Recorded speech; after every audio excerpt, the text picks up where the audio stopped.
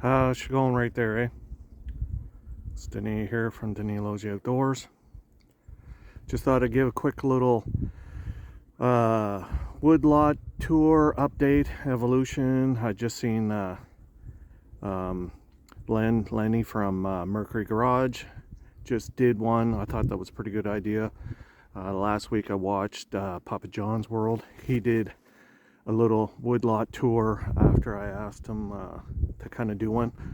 I just find it interesting watching how other people do their kind of setup or their processing setup, how they store it, all that kind of stuff. I find it just kind of gives you some good ideas. And I just thought I'd give a kind of a YouTube channel update or what's going on. I've had a few people comment to my channel. I haven't uploaded anything in quite a while. Actually, I think my last video might have been January. And then I did do another little short video on a bundling machine that I got for the kids to work on. And so anyhow, I've been kind of just laid up for a while, taking it easy. Been kind of going stir crazy for the past month or so. Just got some medical issues I've been dealing with. As everybody knows, I got a bad back. And anyhow, it kind of sucks. And getting older does not help. Sitting around doing nothing. I think I've hit the bottom of the internet probably 3 times in the past month. And sitting down for so long, I'm starting to go a little stir crazy. So I'm just outside right now. Going to give a little kind of woodlot backyard update, I guess, on what the my youngest son, I have 2 boys, they're 10 years apart. My oldest guy's 35 and the youngest guy's 25, and the older guy doesn't live with us anymore. So the younger guy, Gage, has been kind of working around doing some firewood stuff, woodyard stuff. He's kind of liking it, which is kind of good, and I think it's good for him to get outside. He's kind of more of an intellectual type person compared to my oldest boy. He's not outside very much, but I think he's enjoying being outside, being physical, and getting away from the textbooks and the books and the reading and all that kind of stuff. So we'll see how that goes. Anyway, it's been fun, the 2 of us kind of hanging out, doing that kind of stuff. Anyhow, we'll take a look at the woodlot here, the plans. I did a video a while back on kind of how we were handling the rounds coming in and tree service wood and all that kind of stuff, just as like a temporary setup to see how it would work. And actually it's been working out pretty good.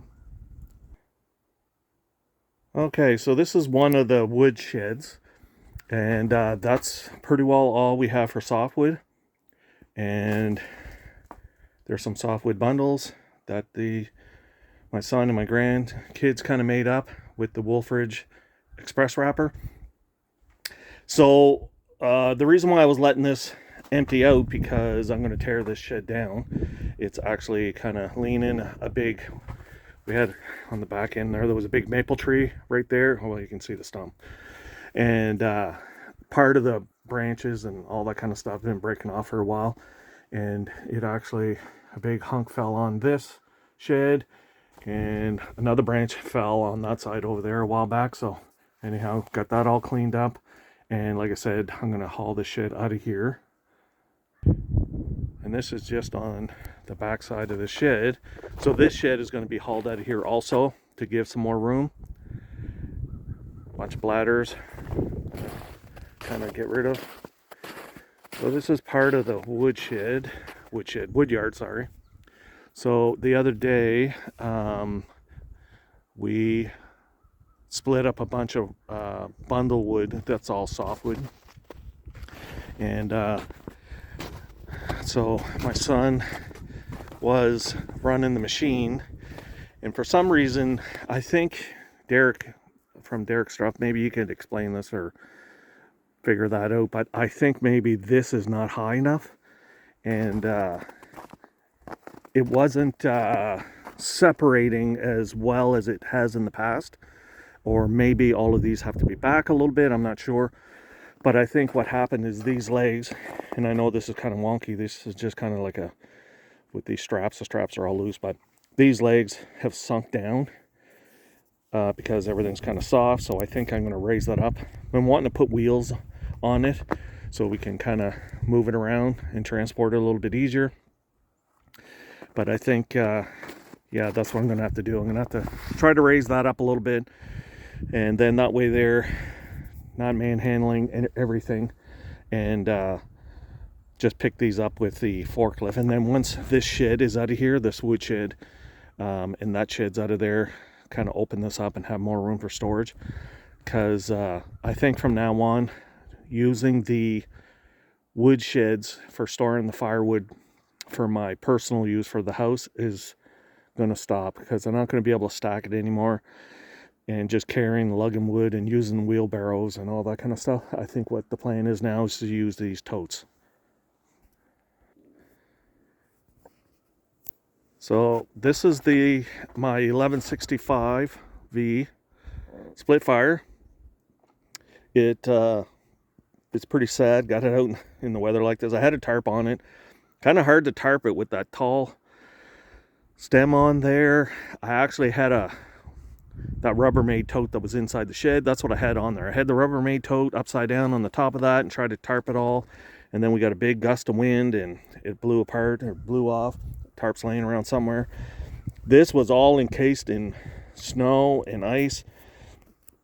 And I think, like I was saying to my young fella the other day, I think what happens is you get splitting and everything's good, and you're just whipping along and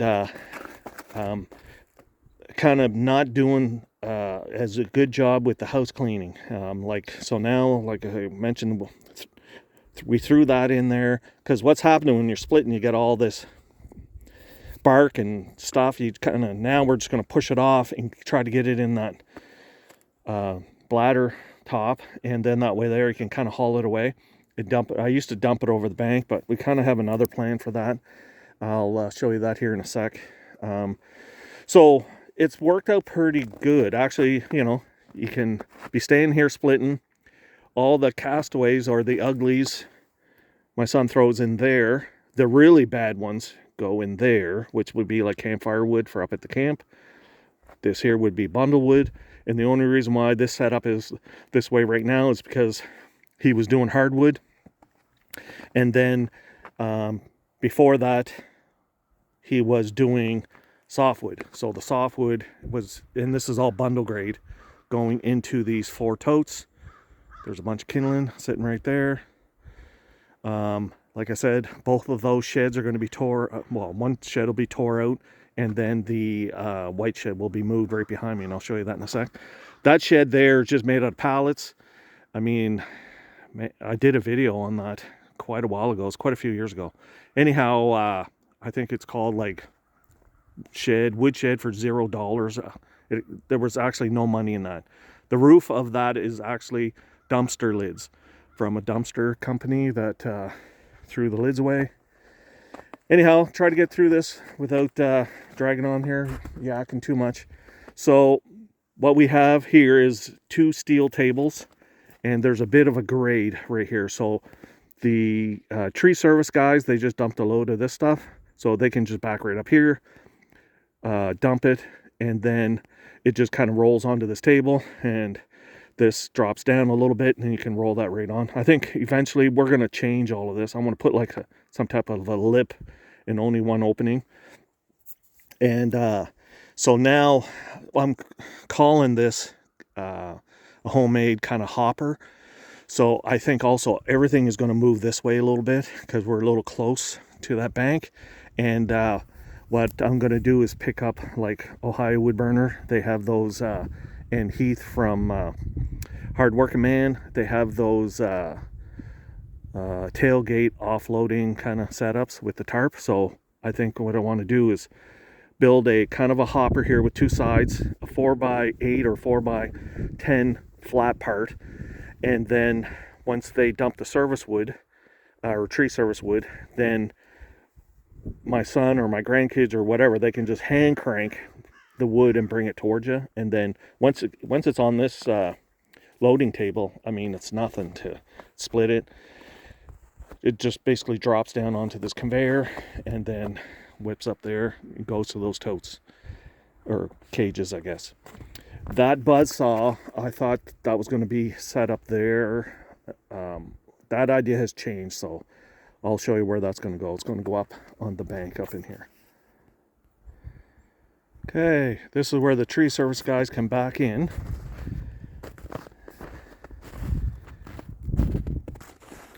And then they just dump her here. And then, like I said, I've been trying to build some sides up, and that's why those totes are right there to kind of hold that in.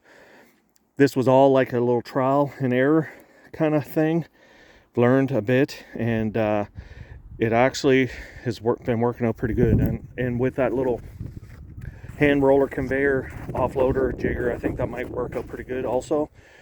The plan also is that buzzsaw will come up here, kind of like on an angle, and then if come in here with some logs onto the trailer, I'm going to rig up a winch on that buzzsaw and be able to winch off the logs onto that table, and then that's really quick and easy to run that buzzsaw, and then the rounds will fall down into this hopper and then be able to be split into the splitter. Yeah, and like I said, that one shed is going to be tore down. That white shed is going to be brought right in here. So this hole, I'm going to use the backhoe, dig all this up, rip these pine trees down, maybe bury them over there or replant them. And then that white shed will be set up here. And then that whole flat area down there will be available for storing totes, I guess. Anyhow, that's it for now. So if you could like, share, subscribe, comment. Thanks for watching. That's the end there, eh? Okay, one more thing I forgot to mention, what I was going to do with all the wood chips in the slash. So picked up this chipper a little while ago. I'm going to run this with the tractor or the dozer and then chip it into the trailer or into piles. And then either, because I use a lot of wood chips in my gardening, for gardening, or I'm going to use the wood chips and put it in a retort to make biochar for my gardens. I have other videos on biochar, big believer in biochar, so check that out. Anyhow, that's it again. For now, like, share, subscribe, comment. Thanks for watching. That's the end there, eh?